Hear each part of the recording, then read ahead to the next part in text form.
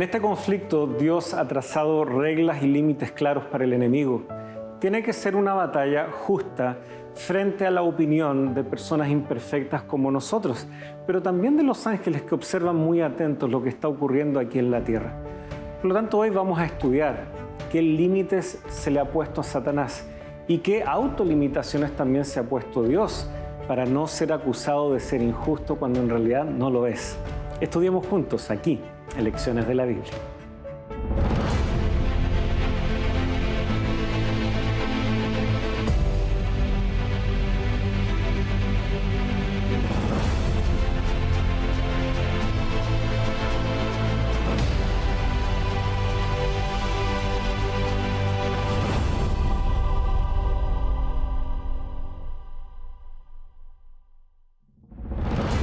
Esta semana, las reglas del conflicto. El que practica el pecado es del diablo, porque el diablo peca desde el principio. Para esto se manifestó el Hijo de Dios, para deshacer las obras del diablo. Primera de Juan, capítulo 3, versículo 8. Queridos amigos, qué gusto estar junto a ustedes una vez más. Estamos ya en el capítulo 10 de nuestra serie, explorando el carácter de Dios, su justicia y cómo Él está administrando también esta situación del mal.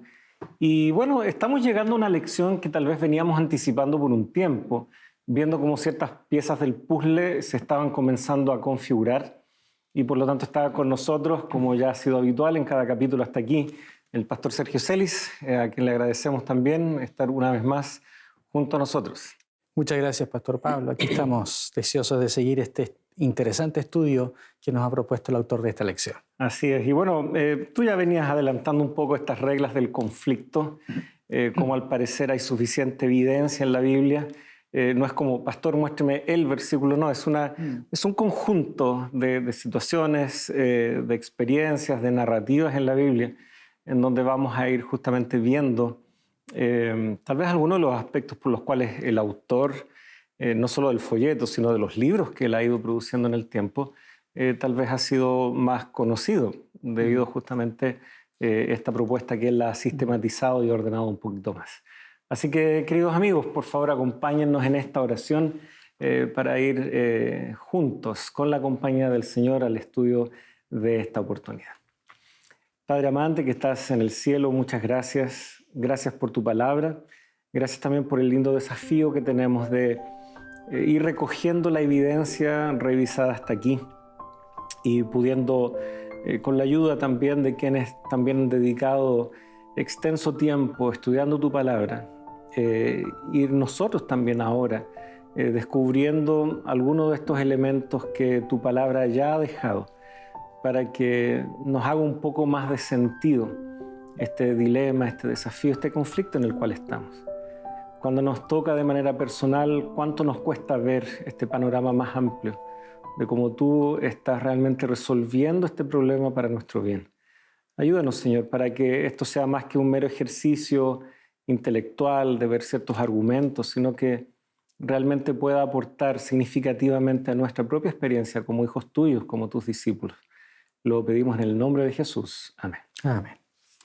Muy bien, las reglas del conflicto. Y bueno, para quienes tienen la guía de estudio, la ilustración trata justamente de transmitir algo de lo que podría significar esto. Se muestra a Jesús con su mano en alto, casi diciéndole al enemigo, es solo hasta aquí, no más, no tienes permitido ir más allá, pero ciertos elementos al parecer sí se le han permitido a Satanás y como ya mencionábamos hace algunos momentos, ya pistas de esto hemos ido viendo. Ciertos escenarios que se nos presentan a veces en largos textos narrativos, otras veces tal vez un versículo que nos deja reflexionar sobre alguna realidad. ¿A qué se refiere el autor cuando, recabando toda la información bíblica, él lo propone bajo este título, ¿ya? Las reglas del conflicto? Muy bien. Habíamos mencionado antes, ¿no?, que a veces está este dicho que dice que en la guerra y en el amor todo se vale, ¿no? Pero no es tan así. Nosotros sabemos que incluso en la guerra hay ciertas normas, hay ciertas leyes de guerra, Tratados internacionales. tratados, hay leyes humanitarias para poder proteger de alguna manera a la gente inocente, ¿no? Que no muera en la guerra. Eso es a nivel humano. Ahora, aquí durante estas semanas hemos estado explorando un conflicto cósmico, un conflicto que tiene que ver con una lucha entre Cristo y Satanás, entre el bien y el mal, en la cual nos enfrentamos, o lo que estamos viendo es una lucha entre dos poderes que no son iguales. Dios, Jesucristo, tiene un poder ilimitado en comparación a Satanás. Por lo tanto, podríamos decir, no parece ser una batalla muy justa. Hemos dicho ya, para Dios hubiese sido muy fácil destruir a Satanás.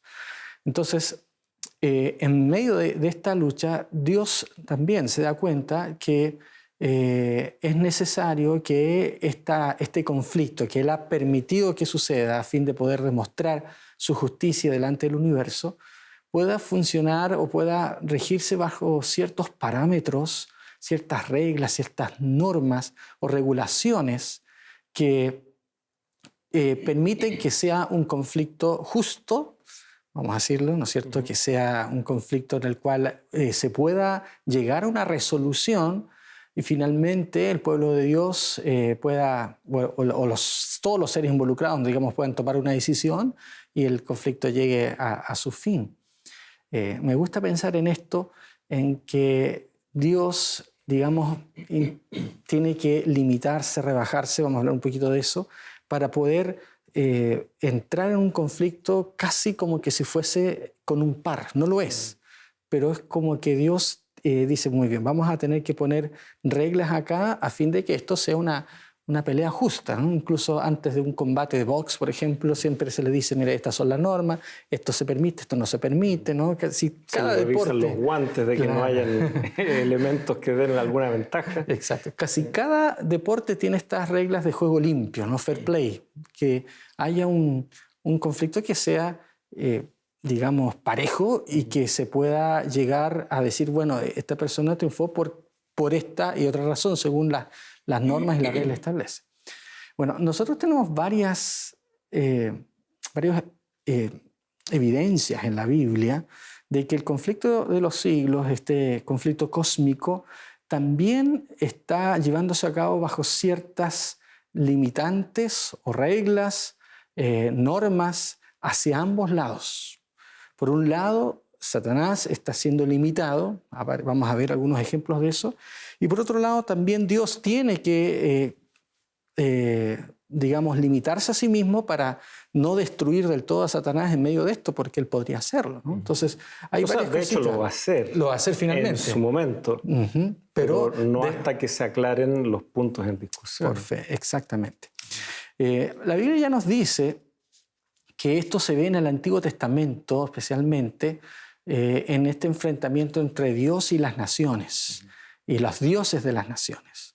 Ya hemos dicho que la Biblia tiene evidencia, nos muestra que estos dioses del Antiguo Testamento en realidad eran demonios, ¿no? Podemos leer ahí Deuteronomio capítulo 32, versículo 17. Sí. Pablo también se hace eco de eso en 1 Corintios 10:20, a ver si leemos aquí tengo textos. Deuteronomio, ¿sí? Ofrecieron sacrificios a demonios, no a Dios, a dioses que no habían conocido, dioses nuevos que vinieron recientemente, a los que los padres de ustedes no temieron. Claro, por el paralelismo que es muy común en la literatura hebrea, entendemos que estos demonios son a su vez estos dioses. No se está hablando de dos cosas distintas. Hay un claro paralelismo entre estos dos conceptos. Dice Pablo en 1 Corintios 10:20, perdón. Antes digo que aquello que los gentiles sacrifican, a los demonios los sacrifican y no a Dios. Y no quiero que vosotros os hagáis partícipes con los demonios. También Pablo es muy claro de que detrás de estas deidades paganas hay espíritus malignos, hay seres que se adueñaron de ciertos territorios o de ciertas naciones. Y no solamente eso, sino que también controlan a los gobernadores de estas naciones. Esto es tremendo.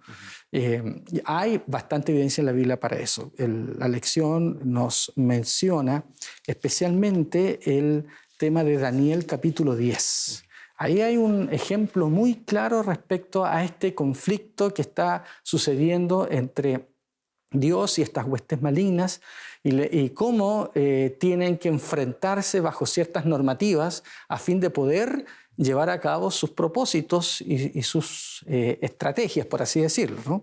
Tenemos en Daniel el caso de que el profeta está orando, ¿no? Daniel había estado en ayuno 3 semanas. Exactamente. Seguramente no por la ocasión en la que están.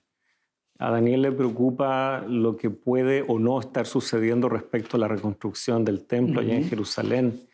Él sabe que la obra está retrasada, él sabe que ellos están enfrentando mucha oposición de parte de los samaritanos, justamente, que no quieren que se reconstruya ni la ciudad, menos el templo. Por lo tanto, Daniel está muy compungido, muy dolido, preocupado.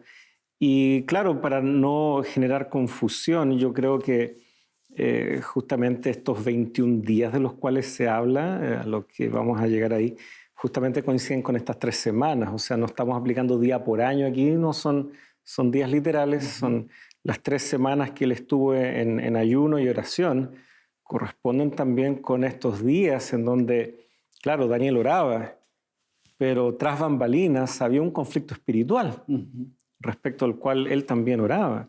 Y por lo tanto lo que puede verse solo como estratagemas de los samaritanos, hablándole al oído al monarca persa, en realidad hay todo un trasfondo de un conflicto espiritual. Así es. Eso se ve claramente ahí en el versículo 12 en adelante, cuando dice: entonces me dijo, Daniel, no temas, porque desde el primer día que dispusiste tu oración a entender y humillarte en la presencia de Dios, fueron oídas tus palabras. Y quizás podemos detener acá y hacer una aplicación que debiéramos nosotros tener en cuenta. Muchas veces nosotros oramos y pensamos, ¿por qué Dios no me responde de inmediato, ¿no? Bueno, aquí estamos entendiendo un poco eso. De hecho, a los que leen inglés yo les recomiendo el libro del mismo autor. El último libro del autor de esta lección, Dr. John Peckham, trata acerca de la oración en el contexto del conflicto y estas reglas que estamos hablando, ¿no? ¿Qué rol tiene la oración, ¿no? Así que yo se los recomiendo, un buen libro para poder entender cómo aplica esto en el tema de la oración. Entonces, Daniel comienza a orar, inmediatamente se le escucha. Daniel es un varón muy amado, dice, ¿no es cierto? Se le dice. Pero a pesar de que fueron oídas las palabras y que fue enviado este ángel, ¿no es cierto? Que después vamos a ver que es Gabriel, que es enviado, ¿no es cierto?,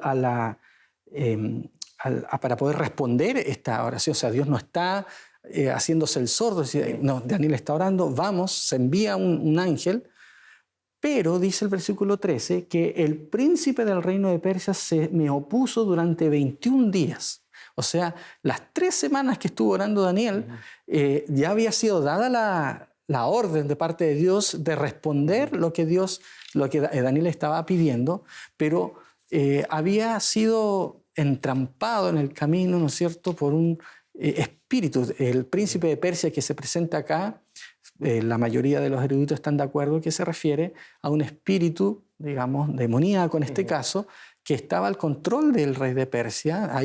Cada rey tenía aparentemente también un demonio encargado ahí de manipular, de susurrarle cosas. Exacto.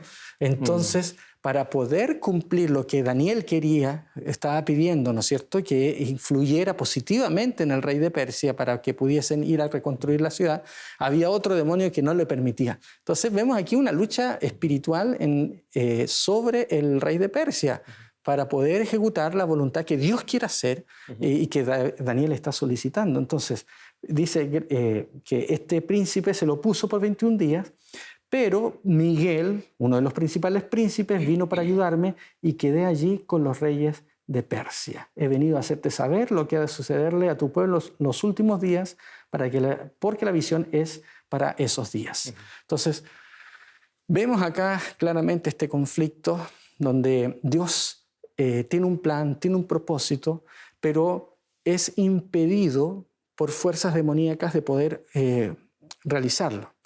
Claramente acá vemos un ejemplo de que Dios, por alguna razón, no está usando todo su poder. Porque Dios podría haberse abierto paso entre todas estas impedimentos, estas barreras espirituales que habían para poder responder la oración de Daniel. Pero Dios, a través de sus ángeles, se ve impedido de hacerlo inmediatamente. Por alguna razón que no podemos ver totalmente, Dios no podía actuar de una manera directa para poder cumplir su voluntad. Y volvemos a conceptos que ya hemos mencionado en las lecciones anteriores. Debe haber habido alguna buena razón para poder limitar a Dios en un sentido moral. Hemos dicho que las limitantes de Dios en cuanto a su poder no son de que no pueda hacer algo, sino que hay limitantes morales. O sea, había algo que impedía que Dios pudiese ejecutar su poder en virtud a la naturaleza de su gobierno y de su carácter, y por eso no se pudo ejecutar inmediatamente su voluntad, por alguna limitante de tipo moral. Entonces, y tal vez poniendo un ejemplo, cuando hay personas que se levantan, como se suele señalar en términos legales, con injurias y calumnias en contra de alguien, muchas veces la mejor respuesta es el silencio. O sea, no... ¿Qué vas a responder a una injuria y calumnia si todo es mentira? ¿Qué vas a responder? No puedes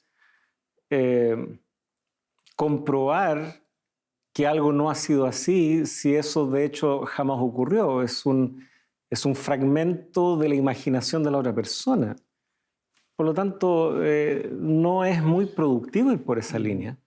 Y muchos verán en aquello casi una inacción.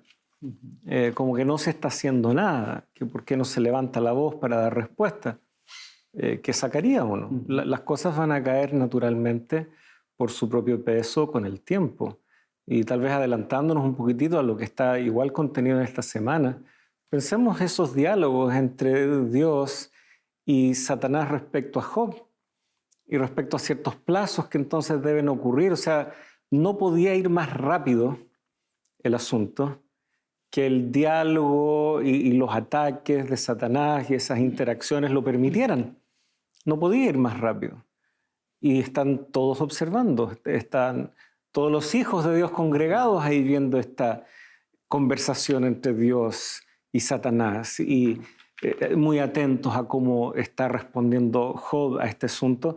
Y por lo tanto ahí hay otro elemento que, si bien el conflicto está, eso no anula las decisiones de nosotros, pensando nuevamente en la situación de Daniel y su preocupación respecto a lo que estaba sucediendo en Jerusalén respecto a la posible ya reconstrucción. No nos olvidemos de que el pueblo tardó en ponerse firme respecto a este cometido de no solo colocar los cimientos, sino de ya poner manos a la obra. Y por eso profetas como Ageo y otros tienen que intervenir de parte de Dios para también hacer ellos su parte. Entonces es mucho más complejo cuando empezamos a ver todas las aristas, y por eso vamos viendo de que a veces tarda más de lo que uno quisiera. Hay muchas cosas que nosotros no podemos ver de esto, ¿no? No son del todo reveladas estas normas, estas reglas, pero vemos que hay algo hay, porque Dios no ejerce todo su poder, toda su fuerza. Ya hemos visto que Dios se autolimita debido a su carácter de amor, su gobierno de amor. Él nunca va a actuar forzando las voluntades de sus criaturas. Por lo tanto, Él siempre invita, siempre está procurando que cada persona actúe totalmente porque ha comprendido, porque ha solicitado voluntariamente que Dios intervenga. Dios no va a intervenir donde no se le ha pedido. Entonces, por eso es importante la oración, ¿eh? Algunos piensan que incluso pareciera que la oración no tuviese ningún valor porque Dios igual va a hacer su voluntad, lo pidamos o no lo pidamos. La Biblia nos muestra todo lo contrario. No, estamos viendo de que hay alguien dispuesto a oponerse y decirle, pero Dios, tú no puedes hacer eso, no te lo han pedido. Exacto. Por lo tanto, esa persona implícitamente me pertenece. Por eso es importante la oración, porque la oración abre puertas, caminos que no estarían abiertos si no fuese por esa oración. ¿Por qué? Porque es parte de las reglas, parte de las normas. O sea, Dios ha decidido actuar en este mundo brindando libertades, ¿no? Ya hemos hablado del libre albedrío, del amor, y por lo tanto Dios no va a intervenir en las cosas de este mundo apenas, o sea, si no es a través de la autorización de las criaturas. Y eso es algo interesante. Dios no actúa siempre directamente en las cosas. Dios actúa a través de instrumentos angelicales, instrumentos humanos, y para que ciertas cosas tienen que suceder múltiples factores, ¿no? Para que ciertas cosas sucedan, tienen que influirse en factores también humanos, angelicales, para que finalmente algo pueda suceder. Y por eso está este conflicto, ¿no? De que hay ciertas limitantes que ponen los mismos enemigos de Dios para que Dios pueda ejecutar su voluntad. Por lo tanto... Y vamos a hacer una pausa ahí. Déjese, por lo tanto, okay, para desarrollar esa idea en el bloque que viene, es necesario hacer una breve pausa, queridos amigos. Ya estamos de regreso.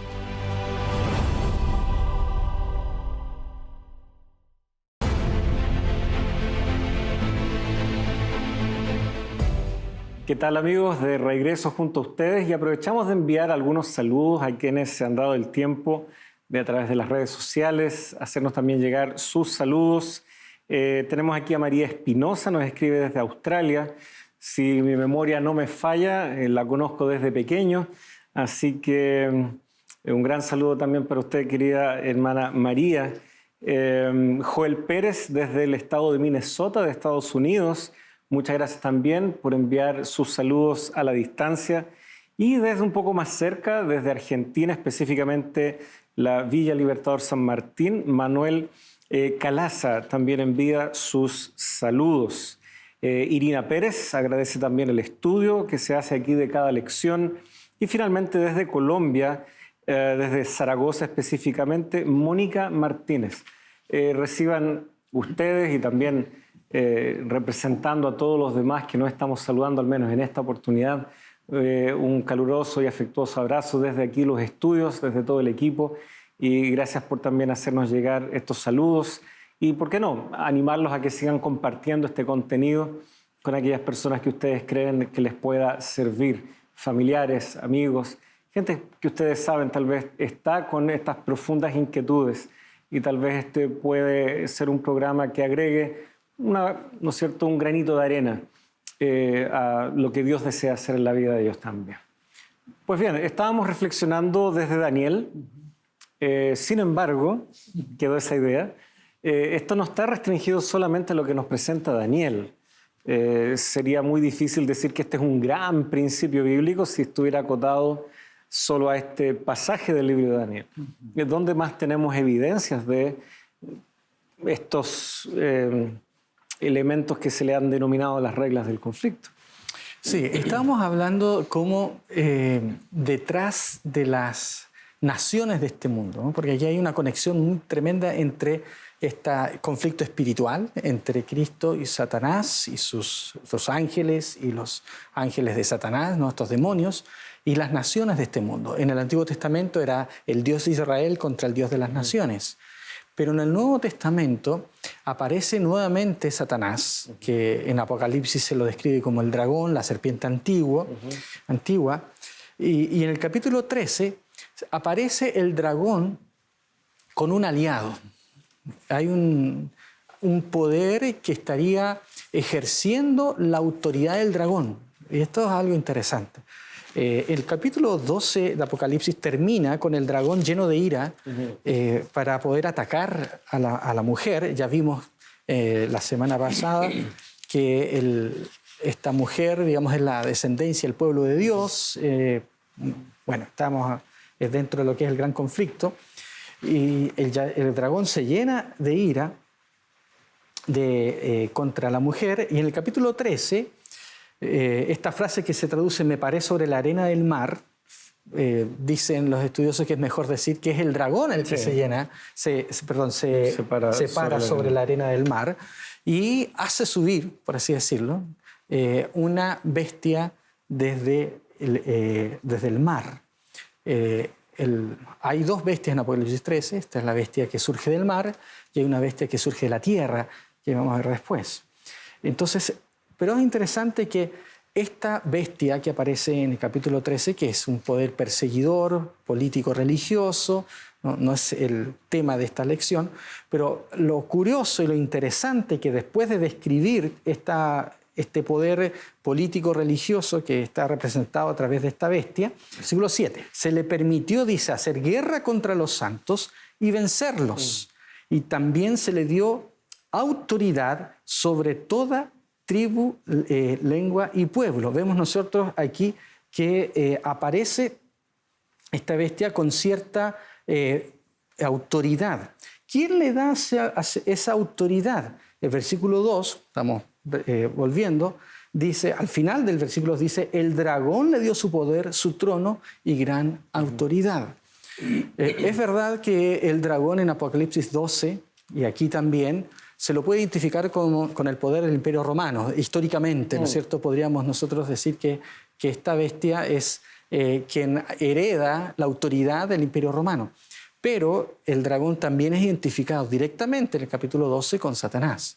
Por lo tanto, nuevamente, así como en el Antiguo Testamento habían demonios detrás de los poderes terrenales que son opositores al pueblo de Dios, en el capítulo 13 aparece aquí un poder que persigue a los hijos de Dios y que tiene y recibe la autoridad de parte de Satanás, de parte del dragón.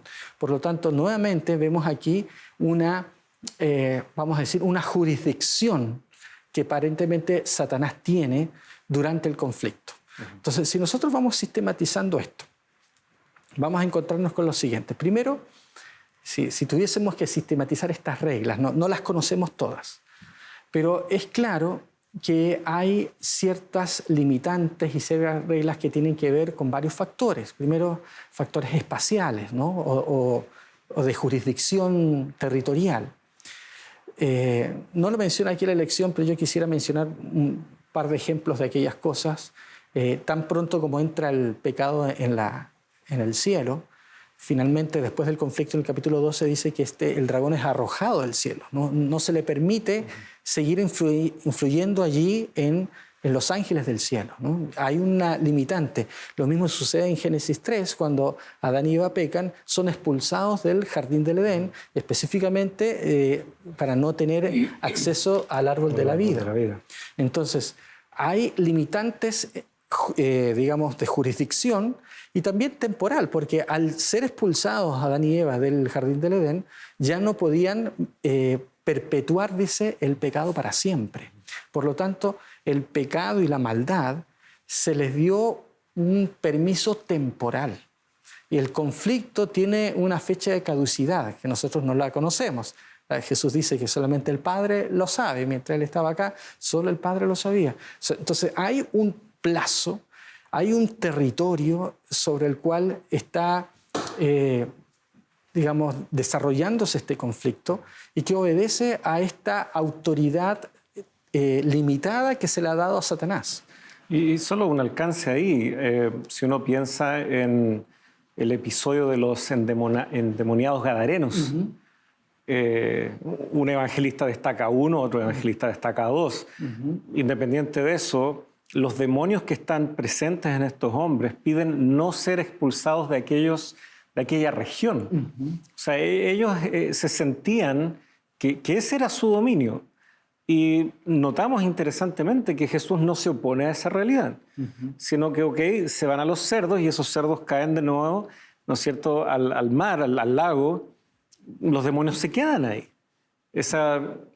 No es que Jesucristo reconozca si este es su hogar legítimo, no, pero tampoco se opone al pedido de ellos de ser enviados a otra parte. Lo que deja entrever también de que esto que tú señalas, limitaciones temporales, pero también de lugar. Y por eso que es tan importante reconocer qué ocurre en las paredes de nuestro hogar. ¿A quién estamos dándole cabida? Porque Satanás es como este vendedor que pone el pie en la puerta y no deja que la cerremos. Debemos ser muy conscientes de qué estamos dejando entrar en el hogar, porque la estrategia de Satanás es querer reclamar tiempo y espacios como suyos, porque él se cree legítimamente el príncipe, el Dios de este mundo. Por lo tanto, tenemos que ser muy cuidadosos. Hay espacios que él sí anda reclamando como suyos y pueden darse situaciones en nuestro hogar, en los entornos que nosotros habitamos, en donde aparentemente no hay ninguna explicación, pero la hay.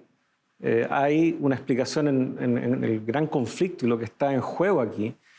Por lo tanto, debemos ser muy juiciosos de no darle cabida al enemigo.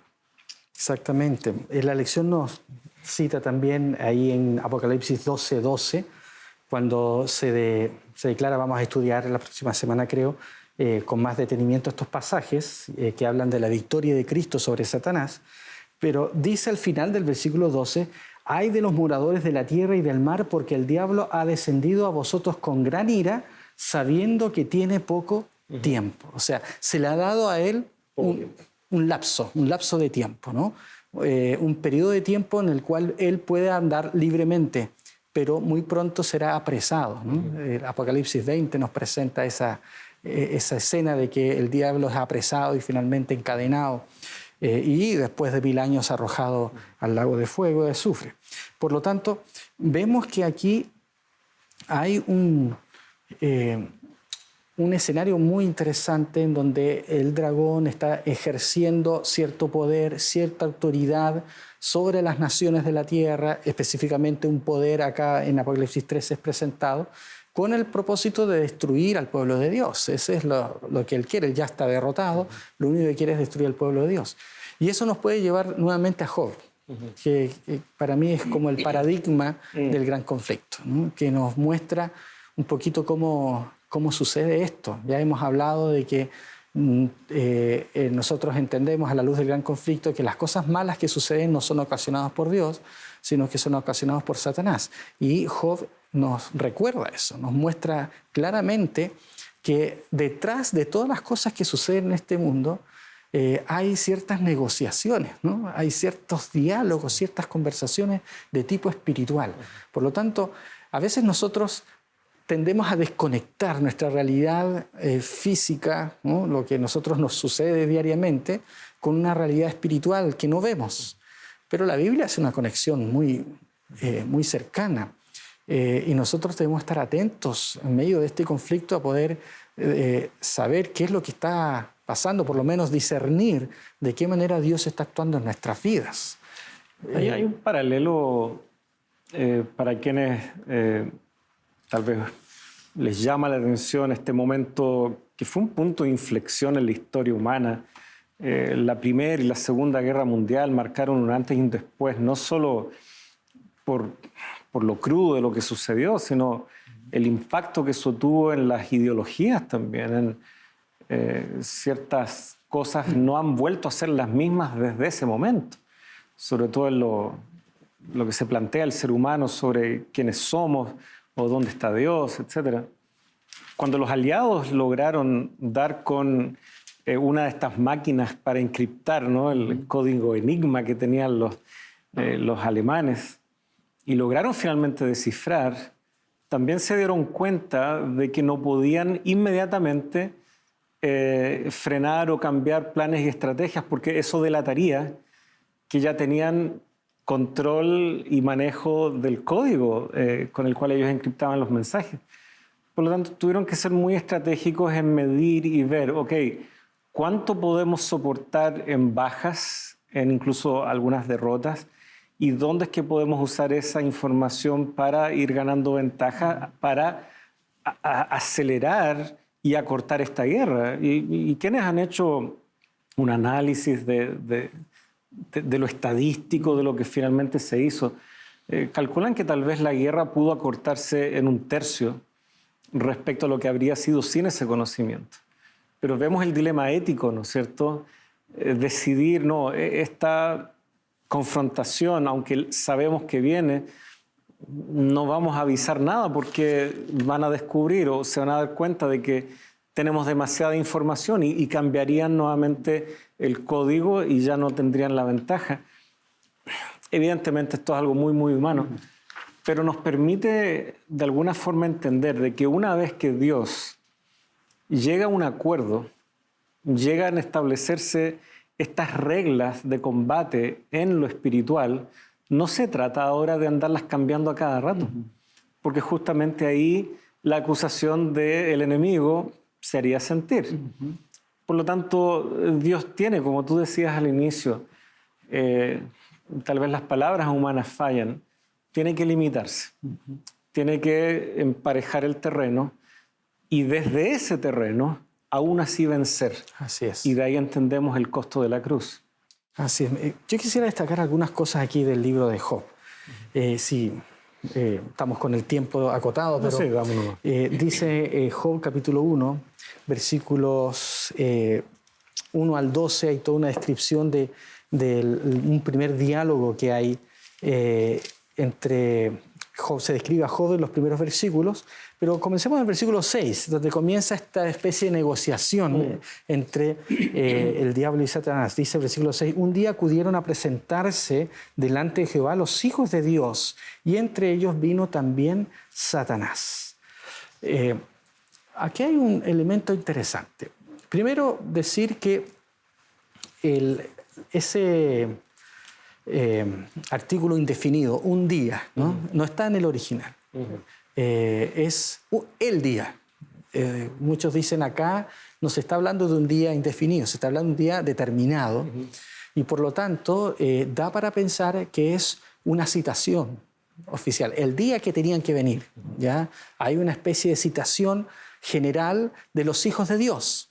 ¿Quiénes son los hijos de Dios? Podríamos decir que esa frase se utiliza en el libro de Job y en otras partes de la Biblia para referirse a ángeles. No siempre, en Génesis 6 nosotros creemos que no se refiere a ángeles, pero sí en varias partes de la Biblia se presenta ángeles. Y podríamos incluso ir un poquito más allá y decir que quizás, la hermana Juárez en algún momento así lo va a entender, también representan a representantes de otros mundos no caídos. Por lo tanto, estamos hablando aquí de una asamblea que se reúne en el trono de Dios, ¿no? En el santuario celestial, para poder conversar cosas de Dios. Esta escena, los eruditos la presentan como quizás la escena más clara de la existencia de un concilio celestial sobre el cual Dios gobierna. Entonces, esa transparencia que Dios tiene al gobernar con su amor, su justicia, de alguna manera está siendo evaluada por otros seres, criaturas angelicales de mundos no caídos, que están observando el conflicto. Aquí vemos alegatos que ocurren en el santuario celestial entre un ser que se dice ser el representante de la tierra, porque le pregunta, ¿de dónde vienes? Yo vengo de la tierra. Entonces, él viene a alegar cierto dominio sobre la tierra y viene a exigir que ciertas cosas pasen para que las cosas sean transparentes. Bueno, tú quieres ser un Dios transparente, tú quieres ser un Dios que haces las cosas bien. Mira, aquí tú estás protegiendo a Job. Es muy interesante cómo comienza este diálogo. Finalmente Satanás está acusando a Dios de proteger de una manera no justa a sus hijos y que no le permite a él desarrollar su plan, ¿no? Entonces, no, porque ¿qué habíamos quedado, ¿no? Íbamos a tener un conflicto donde hubiese oportunidad para que yo demostrase mis puntos. Y aquí en este caso él quiere demostrar que su hijo Job, que Dios dice, él es mi hijo, aunque está ahí en tu territorio, él me sirve a mí. Él dice, no, pero es que tú lo proteges, déjame tocarlo y vamos a ver si no te maldicen el rostro. Y bueno, y vamos a ver justamente con mayor detalle cómo esto se desarrolla, porque ya es momento de hacer una pausa. Es cierto, el tiempo se nos había venido, pero dejemos eso ahí. El concilio y el foco de toda la discusión justamente es esta tierra, y particularmente a Job, que yo creo que nos puede representar a todos nosotros respecto a que no podemos ignorar este conflicto en el que estamos. Así que, queridos amigos, en un breve instante ya regresamos.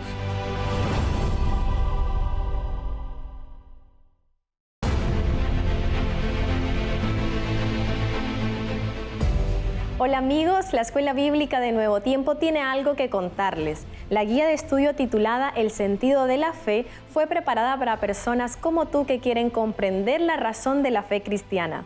A través de este estudio descubrirás los motivos para creer en la existencia de Dios. Para solicitarla solo debes escribir al número que está apareciendo en pantalla o también lo puedes hacer ingresando a nuestro sitio web. Que el Señor te bendiga. Ya estamos de regreso, estábamos bien entusiasmados viendo el caso de Job y vamos a seguir viéndolo ahora, queridos amigos. Tenemos justamente aquí a Satanás, que dice que él viene de recorrer la tierra y de andar por ella. Él viene sintiéndose representante legítimo, aunque es ilegítimo, de este mundo. Y como tú bien decías, aunque está aquí, Job reconoce su lealtad y su pertenencia a Dios. Y entonces ahí entra este conflicto, estos celos, por decir así, de Satanás. Es casi como que Satanás le dice, mira, trátalo como cualquiera otra persona y vas a ver que hasta te maldice. Y Dios le dice, muy bien, esto es necesario esclarecerlo. ¿Por qué la gente es cristiana? ¿Por qué la gente decide amarme a mí? ¿Por conveniencia? ¿Por temor? ¿Por quedar bien con los vecinos? ¿Será que es reputación lo que se busca al ser cristiano? Hay momentos en la historia en donde pareciera que convenía ser cristiano. Pensemos cuando Constantino abraza el cristianismo y bueno, cuántos por ganar favores políticos con el emperador tal vez hicieron cristianos. O también en las Américas, en Norteamérica, cuando llegaron los colonos y eran todos protestantes y para tener participación pareciera que ese era el criterio.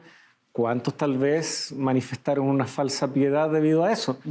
Así que no pueden haber confusiones respecto a esto. Dios sabe eso, lo puede entender. Lo que habíamos destacado, sí, algunas semanas atrás Job no sabía. Nosotros desde la ventaja del narrador, como decíamos, tenemos ahora esa ventaja. Pero ¿qué otros elementos están en juego aquí? Porque Dios, ¿qué está dispuesto a conceder?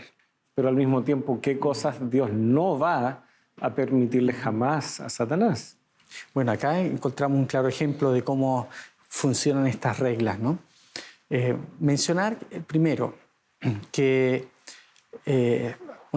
quizá este tema del concilio no siempre ha sido estudiado a profundidad por nosotros, de una perspectiva adventista, aunque Elena de White sí habla, ¿no es cierto?, de los concilios celestiales. Hay una buena tesis que hizo aquí un estudiante de nuestra facultad para ver cómo Elena de White describe también este cuerpo celestial, ¿no?, de seres, de criaturas que aparecen con Dios, no solamente acá en Job, sino que aparecen también en Daniel, en Apocalipsis, en Zacarías, en Primera de Reyes, en Crónicas, que están allí rodeando el trono de Dios y que tienen algún tipo de voz y voto, ¿no? O sea, no es que el gobierno de Dios sea democrático, porque es teocrático, pero sin embargo Dios sí escucha. Dios busca que haya una transparencia en todas sus acciones. Por lo tanto, muchas de las cosas que suceden en esta tierra tienen que primero pasar por el concilio, ¿no? Es lo que estamos viendo acá. Y Satanás reclama que Job no está de su parte porque Dios solamente lo ha protegido. Entonces aquí hay una acusación, está el tema del concilio, está la acusación de que Dios está siendo injusto en sus tratos con sus hijos, ¿no? Dios quiere proteger a sus hijos, Dios quiere guardarlos. Y Satanás nos reclama, dice, no, si vas a ser transparente, si vas a ser justo, tienes que permitir que yo lo pueda atacar, por así decirlo. Y la Biblia menciona varios casos de personas que son solicitadas para ser probadas. Está el caso de Pedro, cuando Jesús le dice, mira... Satanás nos ha pedido para zarandearos como a trigo. A todos los discípulos, ¿no? Pero le dice a Pedro, yo he pedido por ti, Pedro, para que tu fe no falte. Entonces, Satanás se siente con el derecho de solicitar permiso, ¿no? Entonces, bajo ciertas condiciones, Satanás solicita autorización para poder levantar esos límites, incluso que Dios le ha establecido a él. Satanás está limitado en su poder. Sin embargo, en algunos momentos también Satanás demanda que esos límites sean levantados para avanzar un poco más. Se le permite hacerle daño a lo que está alrededor de él, ¿no? A sus hijos, su familia, sus cosas, que solamente estaban salvaguardados por las oraciones intercesoras de Job. Pero mire qué cosa, esas oraciones intercesoras en algún momento tuvieron que ser desestimadas por Dios en miras a las acusaciones de Satanás. Es un tema que da para mucho estudio también, pero allí se levanta esa protección. Luego Satanás pide ir más allá y dice, no, pero déjame tocarlo a él, piel por piel, ¿no es cierto? Si no permites tocarlo a él, sus huesos, vamos a ver qué sucede. Nuevamente se aumenta, digamos, se corre la barrera de estos límites, pero aún así Job sale airoso. Entonces, vemos acá que Dios limita a Satanás, pero en algún momento también Dios tiene que ceder terrenos en medio del conflicto, ¿no? Para poder ir demostrando los puntos que Satanás quiere demostrar. Es como que en un debate para los que... Bueno, yo sé que tú usas el debate a veces como un método pedagógico en las clases. ¿Qué pasaría en ese debate si un lado no pudiera hablar nunca? Ajá. La mayor acusación o alegato sería es que nunca me dejaron hablar. Acuérdate que dijimos la semana pasada que justamente el conflicto no es tanto de fuerza, sino es una cuestión de... La verdad, ¿quién está diciendo la verdad? Correcto. Satanás como engañador. Entonces, tiene que haber espacio para que se desarrollen los argumentos. Y en eso consiste el gran conflicto. Entonces, el gran conflicto demanda que Satanás sea limitado en el ejercicio de su poder, pero Dios también, como dijimos, se autolimita. Vemos allí que, por ejemplo, Jesucristo, cuando vino a esta tierra, no siempre pudo hacer todos los milagros que Él quiso hacer. No siempre Dios pudo actuar de la manera que hubiese querido. Él le dijo al pueblo de Dios, si ustedes hacen esto, yo voy a poder hacer esto. Era como que la obediencia permitía a Dios bendecirlos. Pero sin la obediencia Dios está impedido de derramar sus bendiciones. Lo mismo ocurre en el Nuevo Testamento. Jesucristo dice que hay ciertas cosas que solamente van a poder suceder a través de la oración y el ayuno. No es que Dios quiera afligirnos a través de eso, sino que de alguna manera nosotros tenemos que estar preparados para que Dios pueda actuar en nuestra vida. Y en Nazaret, a diferencia de Capernaum, Jesús no pudo hacer muchos milagros. ¿Por qué? Porque no habían corazones dispuestos a recibir y a aceptar lo que Jesús quería hacer. Entonces, lo paradójico es que son sus parientes, sus más cercanos, los que lo conocían desde pequeño, pero justamente eso tal vez les generaba un sesgo. Pero si este es el hijo del carpintero, pero si conocemos a sus hermanos, están aquí. No veían más allá al ser humano. Y claro, Jesucristo vino, tomó sobre sí nuestra humanidad, pero era mucho más que eso. Ellos no vieron más allá. Y por lo tanto termina diciendo ahí justamente Marcos 6, versículo 5, no pudo hacer allí ningún milagro, solo sanó a unos pocos enfermos sobre los cuales puso sus manos. Y estaba maravillado de la incredulidad de ellos. Y ahí es donde uno ve que frente a la incredulidad es muy difícil que se operen cosas milagrosas o que el poder de Dios se manifieste.